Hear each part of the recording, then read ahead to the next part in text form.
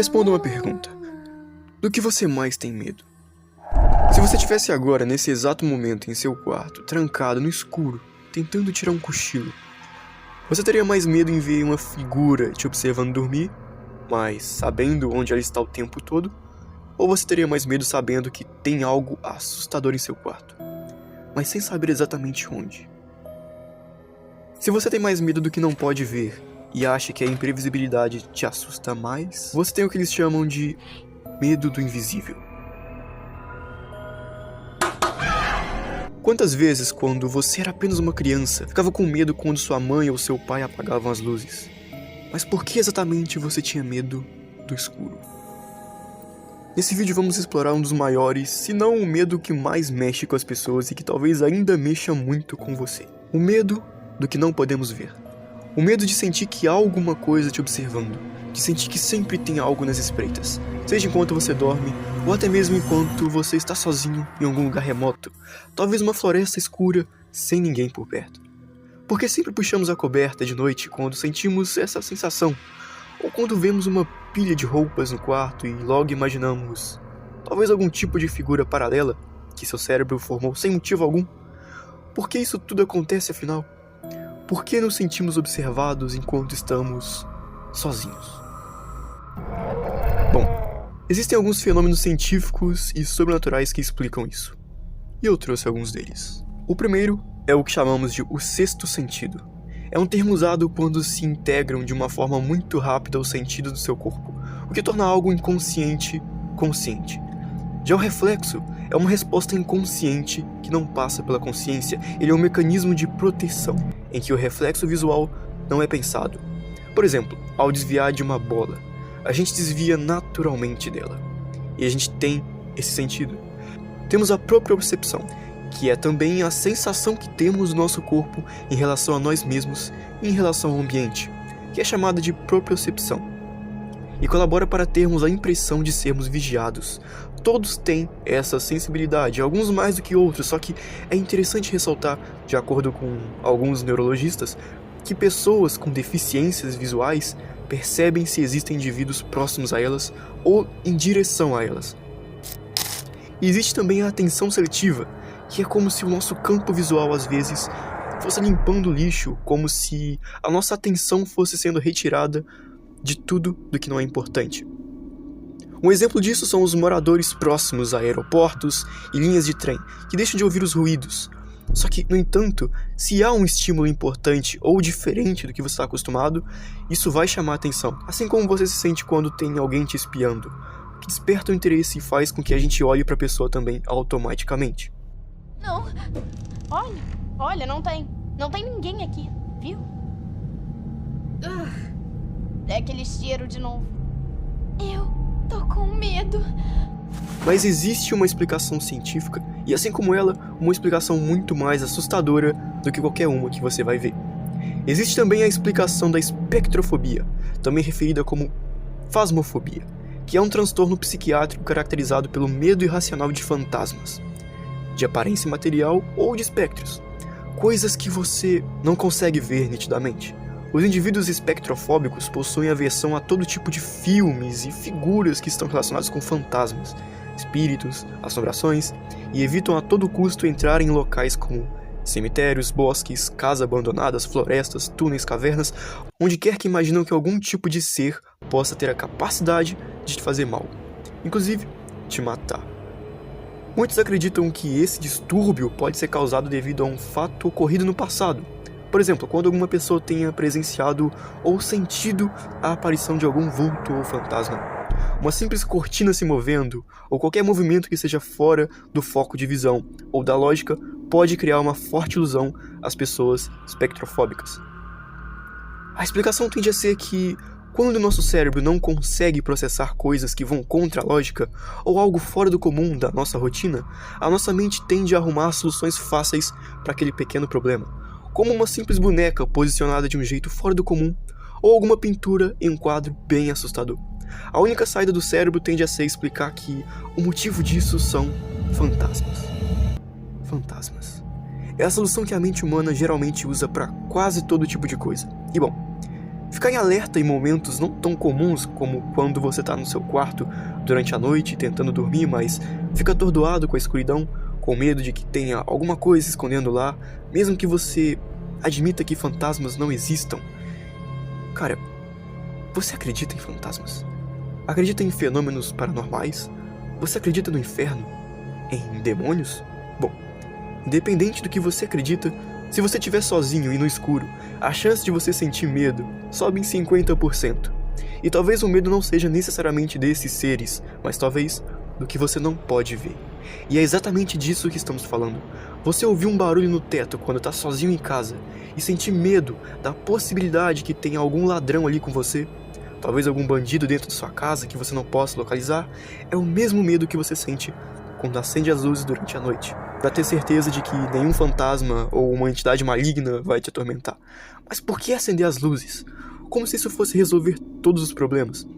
Por que cobrir todo o nosso corpo e nos escondermos debaixo das cobertas, como se isso fosse acabar com a graça do fantasma que tá ali tentando te assustar? A gente pode explicar isso usando o exemplo de quando você tá dormindo, por exemplo. Lá dentro do seu sonho você tem a sensação de estar caindo infinitamente. E quando percebe que você morreu, seu corpo entra em estado de alerta e você acorda instantaneamente. Já passou por isso? Você acorda assustado como se você tivesse acabado de escapar da morte. E quando você tá lá tranquilo, sozinho, e de repente sente que alguém ou alguma coisa tá te observando. É de arrepiar, não é? Mas tudo bem, saiba que esse sexto sentido já é um mistério até pra ciência há muito tempo. E a culpa disso é da evolução, dos nossos antepassados. A explicação é simples na teoria. Essa sensação que temos de estarmos caindo ou sendo observados está no nosso DNA, e talvez isso venha de centenas de milhares de anos atrás, onde nossos ancestrais dormiam em árvores, e talvez cair fosse muito comum.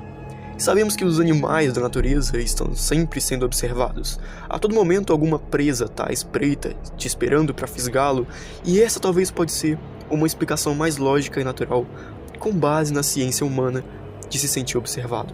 E também existe uma curiosidade muito interessante sobre quando sonhamos que estamos prestes a morrer, e sempre acordamos antes que qualquer coisa aconteça, como quando você está caindo em um abismo infinito, e antes da queda, você desperta em sua cama.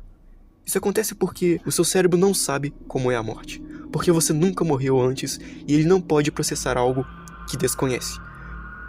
Pelo fato da morte ser a única barreira limite que o seu corpo nunca ainda experimentou, ele vai tentar de todas as formas prevenir para que isso não aconteça. E talvez o medo do invisível seja apenas um estímulo disfarçado de medo da morte. Só que ainda temos a explicação sobrenatural. Embora muitas vezes atribuamos certos fenômenos ao sobrenatural, a presença de espíritos pode se manifestar de maneiras bastante distintas.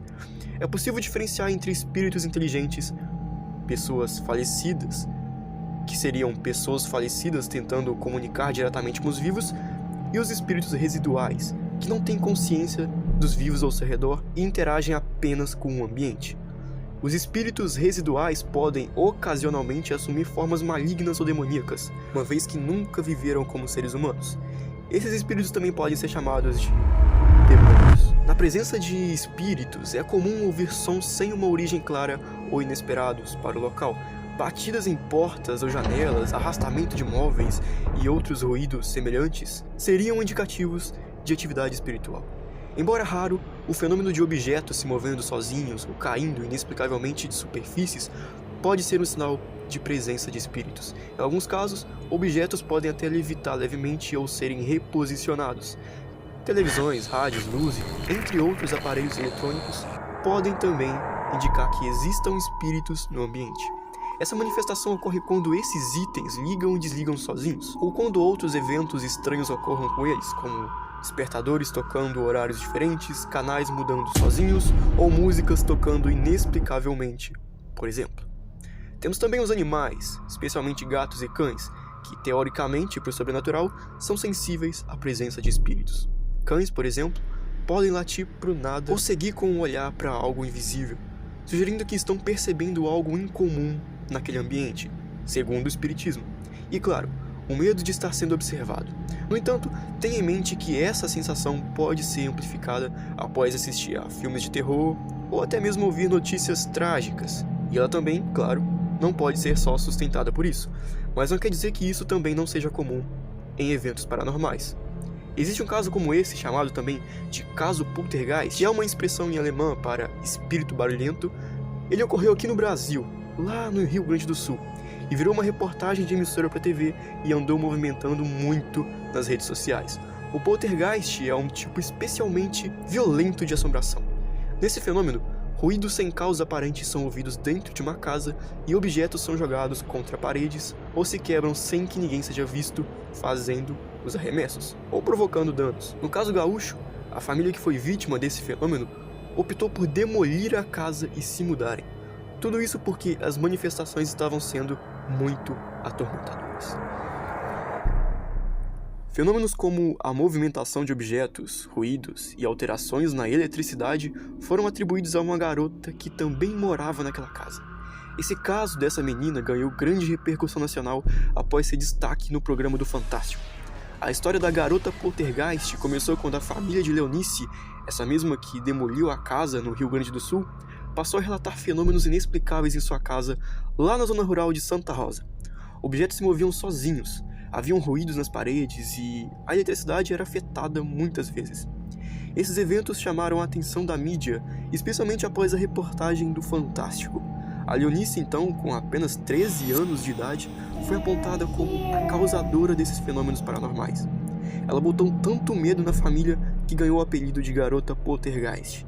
E assim, a fama atraiu muitos curiosos e investigadores para a casa da família, e muitos acreditaram que a Leonice possuía poderes paranormais, ou talvez que ela tivesse sido possuída por alguma entidade maligna.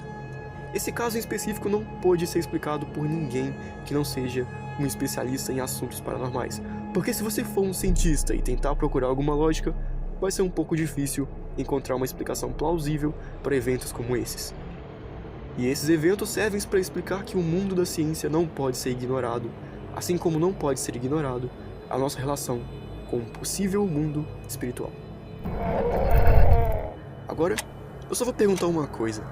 Fenômenos poltergeist, ou o sentimento de calafrio em pensar que você não está realmente sozinho dentro da sua casa, é de fato um sexto sentido, como muitos afirmam? Ou é tudo meramente científico? Eu quero saber no que você acredita.